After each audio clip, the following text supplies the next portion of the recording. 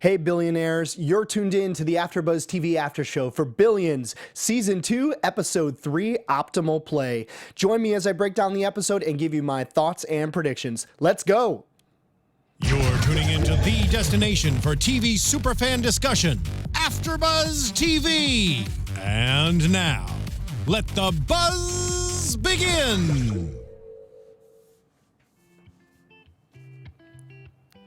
Welcome on in, everybody, to the AfterBuzz TV After Show for Billions, Season 2, Episode 3. It's Optimal Play. I am your lead host, Frank Majorana. You can find me on Twitter and Instagram at Let's Go Frank. And thank you so much for tuning in this week. Andy Fasano will be back next week. I miss you, Andrea. It's lonely without you here. I know she's listening every week. She sent me some messages saying that she missed being here, but I know she's out there doing good things. So you're stuck with me again this week, but we're going to have a lot of fun together talking about a really fun episode tonight. I loved the poker game aspect of the Alpha Cup, and it's just such a perfect microcosm of the machismo that is spread throughout this show. But first, I like to start every show with our social media shout-outs. Use that hashtag ABTVBillions out there on Twitter or commenting directly on our YouTube page for our live stream. We live stream every Monday night at 10 p.m. Pacific. Every Sunday night at 10 p.m. Pacific, and you can comment directly on our page as we're broadcasting the show or afterward if you check this out after we air. So first of all, I want to give a shout out to our Twitter follower at NV Ghost Reviews.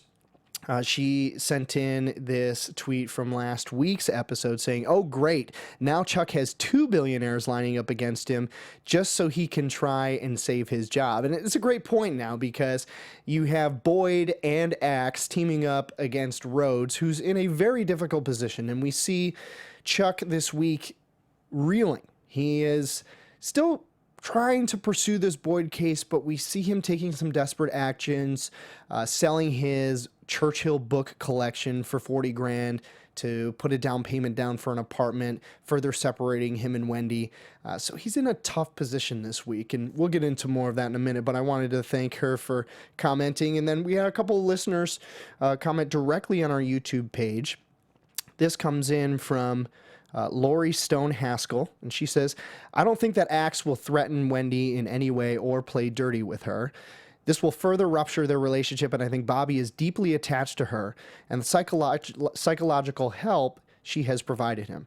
She helped him reintegrate himself when he was vulnerable, and threatening her ultimately threatens his self-recovery. If there is any reconciliation between Wendy and Chuck and her return to Axe Capital, it will need to be slow and entangled because otherwise the storyline will regress and lose momentum.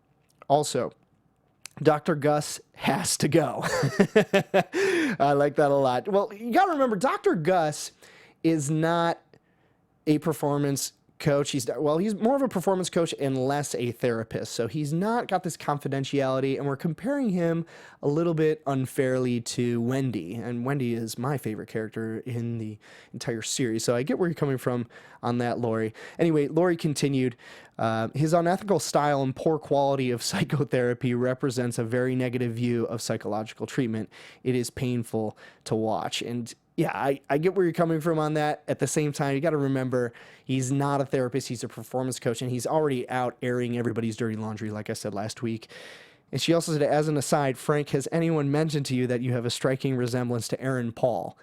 I get this all the time. It's so funny that you say that, because especially when my hair is a little bit more spiky, like it is right now, it's very, very funny. But I totally use it to my advantage with the girls because they love Aaron Paul, and trust me, it is not a detriment. But so thank you for that. We had another listener out there saying, this is from Captain Osage. He says, "Just caught up. Interesting episode as it seemed to give the lay of the land for the season. The main battle is Axe versus Krakow with Rhodes waiting in the wings. Good point on Axe having dirt on Wendy. I think that is the only way she can realistically come back to Axe Capital, but it would be a low blow to essentially blackmail her. I want to believe Lori and hope he values their friendship, but I think if he's pushed far enough, it's a realistic possibility." So, this listener out there thinks that it could be possible that Axe is being driven down. And we saw in tonight's episode that, and thank you everybody for commenting, we saw the rivalry between Krakow and Axe take a new step. And while the chess battle is always going on between them, the Wendy email that she was going to coach Krakow during the Alpha Cup and actually be at the tournament was a bit of a blow to Axe. And ultimately, yes, Axe won at the end of the episode. He sends Taylor in, and Taylor ultimately outwits Krakow in the final table. I do think that there was a little bit of damage done there between Axe and Wendy. And even though, we find out later in a scene between Taylor and Axe that Axe wanted Krakow to lose his mind in front of Wendy to make him look worse. And in a sense, that is correct, because Krakow reacted negatively and got angry with Wendy and said, you know what, you don't know what you're talking about. I'm in this game. I'm in it to win. And he lost his mind, essentially. And when you're in poker games, if any of you guys out there, if any of you listeners have ever been out into Vegas and you go and you play poker, I made the mistake as a personal story. The first time I ever went to Vegas, I was out with my buddies. It was amazing. The first time I had ever been to Vegas. And at 5 a.m., I decided to buy into an unlimited poker game, unlimited Texas Hold'em at 5 in the morning at New York Casino. So I sat down with $200, and in about 12 minutes, I was completely out. I had nothing left. So there are professionals just sitting at these tables waiting for guys like me. So the tension and the reading and trying to seek an advantage is all very real. And I really liked how that played in tonight's episode. You could see Taylor diagnosing Krakow, but Wendy on the other side was an interesting counterpart because she had those same sort of instincts. She knows that Krakow has this desire to win and he's being blinded by it, and Taylor's seeing through that. And Taylor is much harder to read. They're almost like a robotic in a way with Taylor, because they're sitting there and just kind of at the table, looks down at their cards, looks up, and causes very little other movement. Wendy caught these things with Krakow with his blinking, him not blinking very much, and Wendy giving him the tip to say, you need to blink because one time you're going to get a great hand, and that's when you're going to start blinking, and then it's going to be your tell. So I thought that was all very interesting, but to bring it back to my main point, I think the competition there is actually creating more of a separation between Wendy and Axe. Now, look, Axe may ultimately be playing the correct game here by making Wendy's pseudo-client Krakow look bad in front of her. But I do think the competitive level and the sides that Wendy is seeing of Axe, in this environment, is not going to bring him back closer to her. So on the flip side of that, we have Chuck also trying to get closer to Wendy.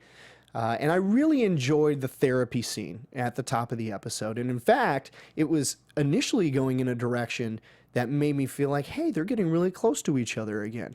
The therapist even says to them, that's intimacy.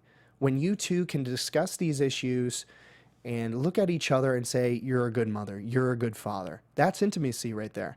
But it's also intimacy, the next step, of course, was when they started to complain about, Chuck having to get his own place and put down a deposit on an apartment and sign a lease. And I get where he's coming from on that, because if he signs a lease for an apartment, and at least out here in LA, apartment leases are 1 year minimum. So he's signing that at least for the next year, he's not going to reconcile with his wife. And that's tough to do. On a humanistic level, I identify with him. I understood where he was coming from, because you don't want to admit that your marriage is failing. They're in therapy. They're trying to work it out. And so in a way, I identified with him not wanting to go out and sign a year lease to say, hey, this is not going to work for the next year. I understand Wendy's point as well, too, where he has deeply hurt Wendy. He betrayed her trust by going into her computer and getting Axe's files about the bribery and the payoffs that are confidential. So Chuck broke Wendy's trust, and it's going to take an equally major event of Chuck acting appropriately towards Wendy to win her back. Now, I made a prediction last week and the week before that I do believe they will ultimately get back together, but it's going to take a monumental event of Chuck exhibiting love and trust toward Wendy for her to ultimately come back to him. Because we saw in today's therapy, it seemed like they took a step forward, but then they took 2 steps back and were back at each other fighting again. And even though it was described as intimacy, there's still some deep-seated issues there based on the events of last season. So I thought that was a really well-written scene because as a viewer, it made you think it was going one way and then pivots and turns and now it's something completely different. So really well-written scene. Credit to the writers for that, keeping it interesting there. I also thought it was interesting that Axe wanted to buy an NFL team. NFL team purchases seem to be running through Showtime shows. The last season of Ray Donovan, one of the characters, was trying to buy an NFL team, and Ray got in on the deal, but that's just an aside. I did like that real-life New York Giants owner Steve Tisch was in the episode tonight, right at the top. So we get a couple of cool cameos in this episode. Steve Tisch, who I mentioned, and also Phil Hellmuth, who is huge in the poker world, was the host with the microphone at the Alpha Cup. So another couple cool cameos this season. We had Mark Teixeira last season. We had a couple other really cool cameos. We had Metallica in an episode. So it furthers this idea that this world that we are watching is real, and there are real people and real celebrities that Bobby is interacting with every single day. Ultimately, though, the September 11th event comes back to hurt Bobby because he now cannot purchase an NFL team. And we've seen this before in real-world examples. So, again, great credit to the writing team on this. A few years back, Rush Limbaugh was trying to buy the St. Louis Rams, and he was rejected because the NFL didn't want to create controversy. And it's sort of the same situation in the show. The NFL hates controversy. They love to stay away from that. So any sort of owner who is going to bring unwanted publicity is going to be rejected. And that's what happened with Axe in this episode tonight, because he made those questionable trades on September 11th itself, shorting stocks in overseas markets that were perceived as profiteering off of a tragedy. So we saw this last year at the firehouse scene, which I thought was one of the most memorable scenes of the season. And still, this season, Bobby still cannot escape that perception that he profiteered off of one of the worst events in American history. So I love that we are intertwining events from last season into this season subtly, and it's not over the top. So real credit to the writers of this episode tonight. I really like that. On the road side of the world, we have Chuck going after Boyd. And Boyd seemingly is a very clean character. In the first staff meeting with Chuck and Brian and Kate, they're all together and saying, look, this guy is clean. Lawrence Boyd is clean. There's nothing that you can get him on. And our old good buddy Kate Sacker, played by Condola Rashad, friend of the show, Condola Rashad, says, I may have something on this. There was a flight attendant who made a very profitable stock trade before a merger, which only she would have gained knowledge about by having come into contact with Lawrence Boyd or one of his associates or bankers that were working on that deal. So ultimately, the flight attendant profited $24,000 from investing, $110,000 or whatever her savings were. So that was the in. And I think Chuck is seeing that. Chuck is seeing the potential in Kate Sacker, where Brian doesn't want anything to do with it. He thinks, come on, it's a lost cause, let it go. And lo and behold, from the flight attendant, we get inside private jet footage of Lawrence Boyd hooking up with one of his co-workers' wives.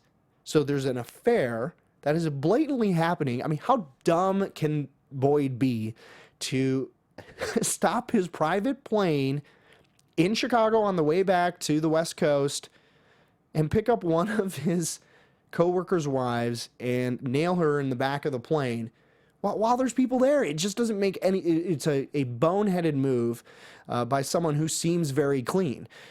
Because once the innuendo and the stories are out in the paper about you, Boyd should buckle down and act like a perfect angel. But now he has given an avenue for Rhodes' legal team to come after him hard. And in a very revealing scene at the end of the episode, we learn that Boyd has been bid rigging treasury bids. And what that means is an agreement is already in place between Boyd and it sounds like the Treasury Department, just in our little scene that we had here.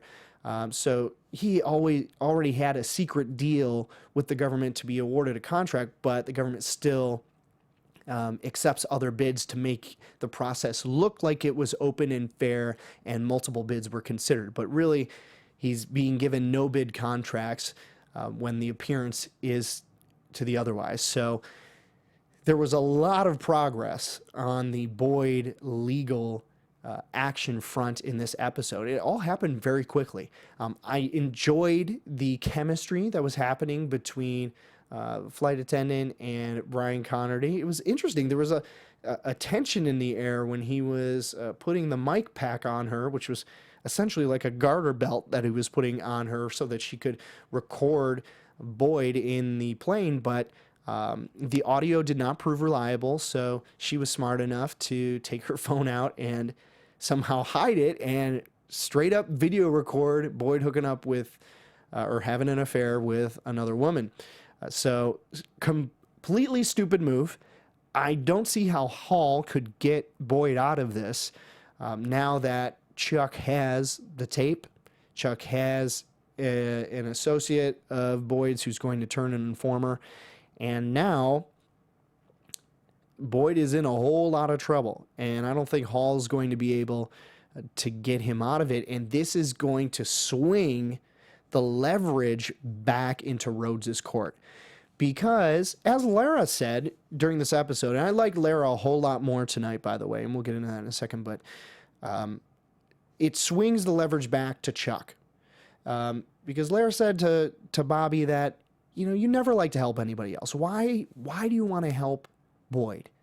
And the fact is, Axe wants to sink Rhodes. And if Rhodes can get completely out of the picture, that's great for Bobby. But then also, in that scene between Lara and Bobby, we learn that Axe just thinks of Boyd like cannon fodder. You go out, you fight the battle against Rhodes. I'm going to see where you mess up so that if this case, this experience ever comes to me, I'm going to know how to respond. It's a brutal way to have something like that happen, but we've seen this type of action from Axe before. He doesn't have the same morality, as he said in the last episode, as other people. I would never send a friend out to go be in a lawsuit just so that I could learn the mistakes that they made. You know, Bobby sees it from 3 different angles, 3 different advantages to him personally. So that's what puts him so far ahead of everybody else. But at the same time, it's a little bit morally brutal that this is a friend of yours, this is someone you trust. And really what you're really getting out of it is that he's going ahead of you to fight that battle and you can learn from it. So a really interesting scene, and I like seeing the truth between Lara and Bobby come out. You can't bullshit Lara.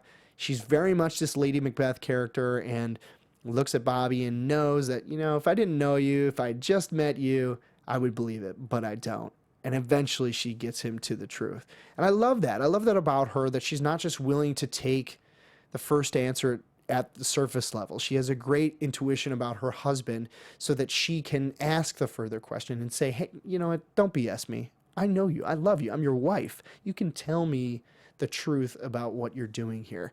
And it creates a closeness between them when you don't hide things. And you contrast that with Wendy and Chuck, and you see why Lara can be snotty to Wendy at the Alpha Cup and say, yeah, well, I've heard people have tough marriages. Other people say that all the time. That was a great line. And another great scene between, two women and the way that women relate to each other, I thought was so interesting because it's so subtle and it's not just in your face the way that the men in this series interact with each other. It's all big machismo and F you and, back and forth. With these two women, Lara and Wendy, it was such a great scene because Wendy is being a bit vulnerable by saying, well, Lara says divorces are hard, which is, she was insinuating that the Rhodeses were getting divorced. And Wendy kind of comes back a little bit and says, well, marriages are hard. And not willing to give up on it yet. Just willing to say, yeah, you know what, it's tough, we're working on things, but we're still married. And then Lara comes back with the ultimate topper and says, oh yeah, I've heard other people say that all the time. As if to say, well, we don't have those problems. And while it is a bit snippy of her to say that, I thought it was a great line, and we saw earlier in the episode that, yeah, Bobby and Lara have a great relationship, and she is not willing to take half answers as truth. She wants to know the full story, and Bobby ultimately gives it to her. And Bobby's not somebody who complies with every request from every person that asks it of him, but when he sees that that person is on his level, like a lot of the scenes with Taylor, and especially with Lara too, he gives her the information. He allows her in and allows her to be close to him. So another really good scene tonight. Before we move on to the next topic, I want to remind everybody, please subscribe to us on iTunes and YouTube. Comment directly on our YouTube page. Give us a thumbs up. Or you could even leave us a review on iTunes or the podcasts app. That helps us out a lot. And again, use that hashtag ABTVBillions whenever you're commenting about our show out there on social media. So next, let's talk about the Alpha Cup. I thought it was so fun to watch. As a guy who's played poker, I really like poker, and it's a lot more of a mind game than it is about the math. There are certain math with card games where if you get two cards, you get to take a look at it, and your math is going to be based a lot on those two hole cards that you have in your hand.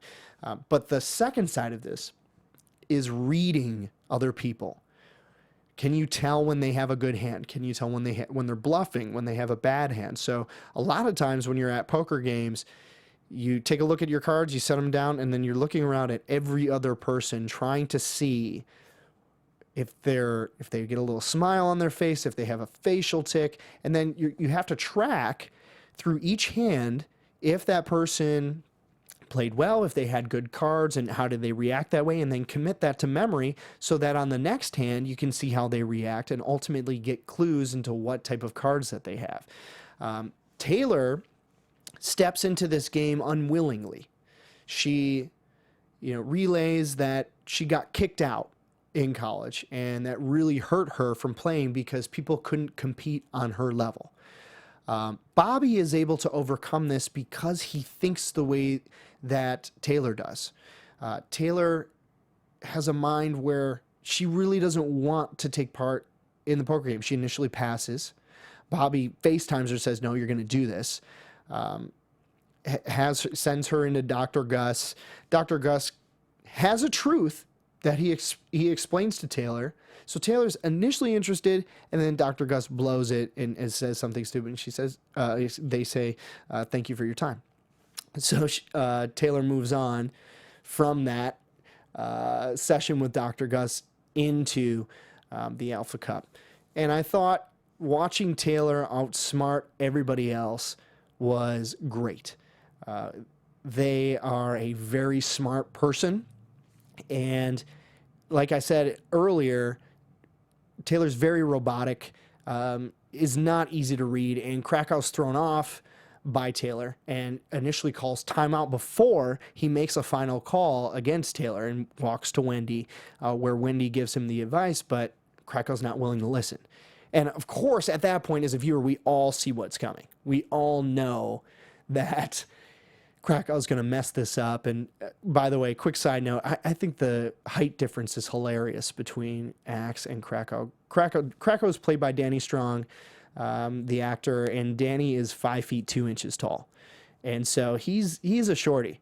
And when you stand him up against Damian Lewis, it's like Napoleon versus, Jack the Green Giant. It's just totally different height differentials there. So it's a lot of fun to watch these two in their power struggle going against each other, because you have two very physically different men fighting against each other, but they're in the same arena.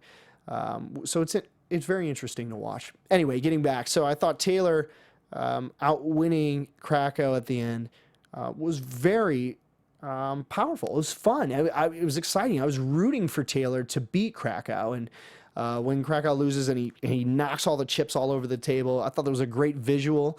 You'll notice the camera popped up to the ceiling and looked down onto the table, and you saw all the chips spread everywhere. I wonder how many takes of that they had to do to get the exact right shot and get all that reset. So that was a lot of fun. And Taylor, in a way, becomes accepted as part of the Axe Capital group after that. Taylor won.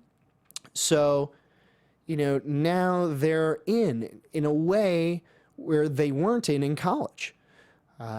Taylor talks about the hurt that they experienced when they were in college and got kicked out of the poker club because they were winning so much. Now, on the flip side of it, Taylor wins, and everybody, Dollar Bill, Mafee, Lara, Bobby, are all there to congratulate Taylor and welcome them in. So I felt good for Taylor in that moment. I said, good for you. In a way, you never see Taylor smile, but in a way, there's an acceptance there that comes from having won the Alpha Cup. And while ultimately Taylor walks the trophy into Bobby's office, Bobby makes a point and says, yeah, but it's your name on it. And there wasn't a smile. There was no fist pumps. You're never going to get that from Taylor. Taylor is very much, to the point and efficient in the way that they think, in the way that they move, in the way that they dress. You'll notice Taylor's dress is very simple, buttoned down. Taylor doesn't have any hair, completely, buzzed. So Taylor's whole appearance is very clean, very simple, very efficient, and, credit to the costume designers on that for giving us clues about the character just based on what they dress. So Taylor is very simply dressed, very simply styled, doesn't wear makeup, just is, and is wholly focused on their work and, being excellent in the way that they think. So I really enjoyed that episode and that aspect of it tonight. So let's move into the final segment of the show, which is predictions for the next week to come. So. And now, your AfterBuzz TV predictions. So I'll continue my prediction from last week, which is to get Bobby and Rhodes back together fighting again. I believe that this action with Boyd that we saw this week is going to swing the leverage back into Chuck's favor. I didn't see it coming. I didn't know how we were going to get back to a point where Bobby and Rhodes were the two main characters fighting each other, but here we have it. Rhodes has leverage over Boyd. Boyd is a friend of Bobby, and now Chuck's back in the game. It's great to see it. It adds a little bit more juice to this season to see that these two are going to be back at it fighting each other again. So I think next week you will see Rhodes have the upper hand with Bobby, and I hope that we're going to get a scene between the two. We're coming up upon episode 4. That would be a third of the way through the season. Last season we saw sort of a mid-season finale right at episode 6, and then another big confrontation at the end of the season. I think this year we're going to get a nice confrontation scene between Rhodes and Axe a third of the way through. We're at that point. We're at a critical point in the season where Rhodes is back, his status has changed, and now we're going to see him play a hand against Bobby. I'm also going to predict that Rhodes and Wendy are going to get back together. Chuck and Wendy are going to get back together and be the Rhodeses once again, because I saw some progress in the therapy scene tonight. I think Chuck we'll find a way to make this work. You know, he loves Wendy. I know Wendy loves him, though he's really betrayed her and has to win her back. But he's in therapy, and they are being intimate with each other. So I'm sticking with that prediction, no matter how many of you told me I was wrong. And I know Andrea told me I was wrong in the first the first episode of this season. And I know that they are going to get back together by the end of this season. You can bank on it. Well, that's it for this week. Thank you so much for tuning in to the AfterBuzz TV After Show for Billions, Season 2, Episode 3. I will be back next week. Andrea Fasano will be back next week as well, after a 2-week absence, to recap Episode 4. We'll be streaming live at 10 p.m. Pacific on Sunday night. Until then, I have been your lead host, Frank Majorana. You can find me on Twitter and Instagram at Let's Go Frank M. Go out and be blessed. I'll see you back soon.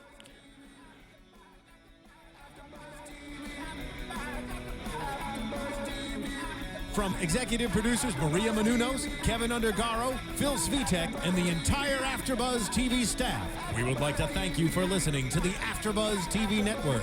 To watch or listen to other after shows and post comments or questions, be sure to visit AfterBuzzTV.com. I'm Sir Richard Wentworth, and this has been a presentation of AfterBuzz TV. Buzz you later.